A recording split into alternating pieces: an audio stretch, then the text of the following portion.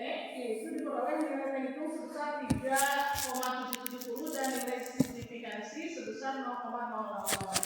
Berdasarkan signifikasi, jika signifikansi lebih besar daripada 0,05 maka HO diterima, dan jika signifikasi kurang dari 0,05 maka HO ditolak. HO ditolak. Dengan demikian, hipotesis dalam hal ini dapat dirumuskan bahwa H0 tidak terdapat pengaruh yang signifikan antara penggunaan media audiovisual terhadap konsentrasi peserta didik, dan H1 terdapat pengaruh signifikan antara penggunaan media audiovisual terhadap konsentrasi peserta didik. Akhirnya disimpulkan bahwa penggunaan media audiovisual itu berpengaruh secara signifikan terhadap konsentrasi peserta didik.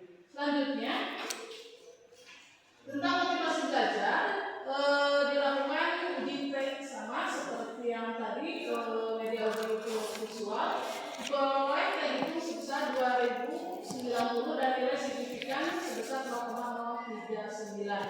Berdasarkan signifikansi sama seperti tadi, jika hasil nilai signifikansi lebih besar daripada 0,05 maka 0 diterima, dan jika signifikansi lebih kecil daripada 0,05 maka H0 ditolak. Kemudian hipotesis dari ini dirumuskan H0 tidak terdapat pengaruh yang signifikan terhadap motivasi belajar terhadap konsentrasi peserta didik.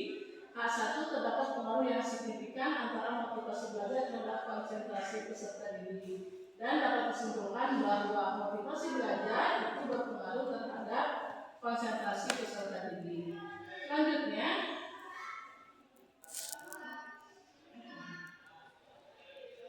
hasil penelitian ketiga berdasarkan analisis regresi nilai berganda atau UGF diperoleh hitung sebesar 13,087 dengan nilai signifikan sebesar 0,000. Karena nilai signifikan tersebut lebih kecil dari syarat signifikansi 0,05 maka hipotesis 0 ditolak dan hipotesis alternatif H1 diterima. Dengan demikian dapat dirumuskan H0 tidak terdapat pengaruh yang signifikan secara simultan antara penggunaan media audiovisual dan motivasi belajar terhadap konsentrasi peserta didik, dan H1 terdapat pengaruh signifikan secara simultan antara penggunaan media audiovisual dan motivasi belajar terhadap konsentrasi peserta didik, dan dapat disimpulkan bahwa antara penggunaan media audiovisual dan motivasi belajar itu berpengaruh secara signifikan terhadap konsentrasi peserta didik. Selanjutnya, penawaran dan gagasan.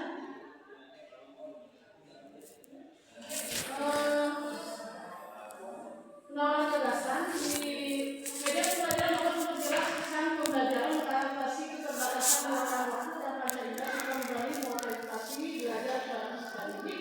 Itu menurut Azhar Arsyad 2011, dan keterbatasan fasilitas bukan menjadi pengaruh untuk menerapkan media audiovisual. Cukup dengan peralatan sederhana seperti speaker aktif, handphone, dan jaringan musik yang stabil, sehingga kegiatan pembelajaran dapat dimodifikasi dengan pembukaan memotong atau penayangan video kemampuan. Dan yang ketiga, motivasi untuk memantau Al-Quran tidak semata bersumber dari faktor eksternal seperti hadiah atau hadiah dari guru atau dari kepala sekolah, tetapi lebih pada penjelasan dan harapan akan pahala serta kemuliaan.